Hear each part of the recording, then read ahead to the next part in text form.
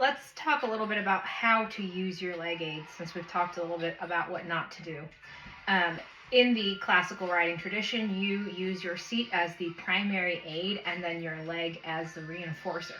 So what I'm going to tell you depends a little bit on your discipline. The saddle you're riding in will dictate your leg position somewhat. So like if you are in a dressage saddle, you're probably going to have a longer thigh. If you're in a jump saddle, you're probably going to have a shorter and more steep angle. And if you're in a Western saddle, it's more likely to turn your toes out and away from each other. And of course, everybody's body is unique. But let's get into how to use the leg with the neutral pelvis and with your seat. So as we've discussed in the past, your leg aid works with your pelvis. So here's my little spine and pelvis guy.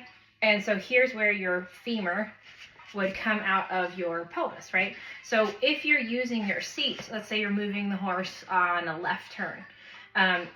A lot of people ask me, like, what is the leg aid for a left turn? Well, if your seat is the primary aid and you're turning left, then you would simply rotate your pelvis to the left on that turn, and that would actually position your legs in that shape, right?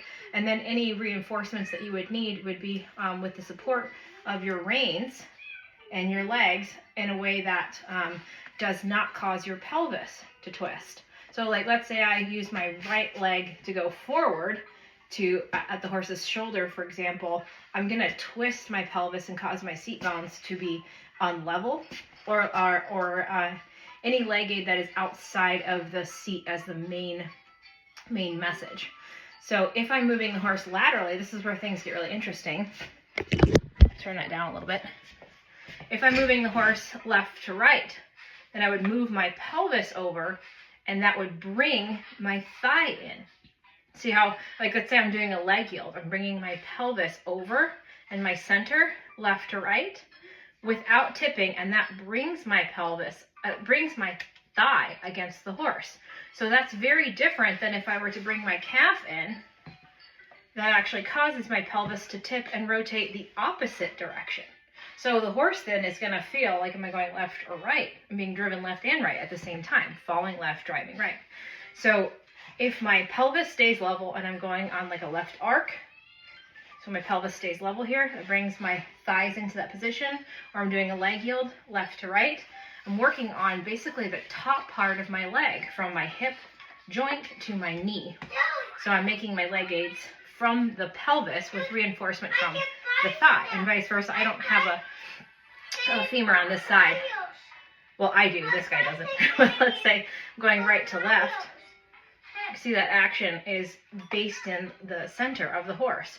Or let's say I'm doing like a lateral, like a shoulder in. So then I would be doing something like this, but my pelvis stays level. So essentially you are working from here to here, this part of your leg. And then as you develop a classical seat, your heel actually starts to become parallel to the horse. So your thighs are parallel to the horse and your heel is actually parallel to the horse.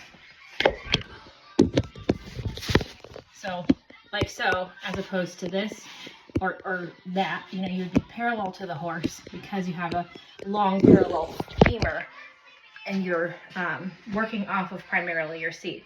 Of course, it's very important you don't force your femurs into a position that is not congruent with your seat. I know everyone's body is different. Every saddle is going to put you in a different position. But if you are working on your seat to become very stable, neutral pelvis, and have a independent and very stable upper body, then your thigh over time actually starts to lengthen through the front and down. You start to get a long thigh. You start to get a very long draped leg.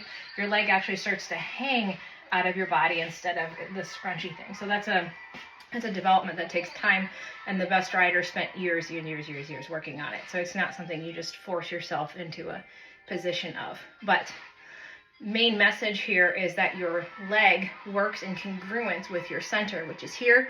Your center of gravity stays low, and you work from basically the thigh. So that's something you can practice is if I sit on this guy. So with this thing, you can actually see really clearly. Here's my pelvis level, so you can see my belt buckle is level. But if I bring in one heel or the other, you can see my pelvis rotating. And you can see if this were the barrel of the horse, this is actually going to cause the horse to rotate one direction or the other. I'm going to be putting more weight on one seat bone than the other. It's going to actually drive the horse away, which is not desirable. You want the horse level beneath you. So that's how you're going to use your leg aid. Here I would be turning, so my spine stays straight, turning. Okay, so that's something we have to practice, is like keeping the same amount of space between that bottom rib and that top hip as we turn or do lateral movements. And this thing is not the best representation of a horse, but it gets you the idea.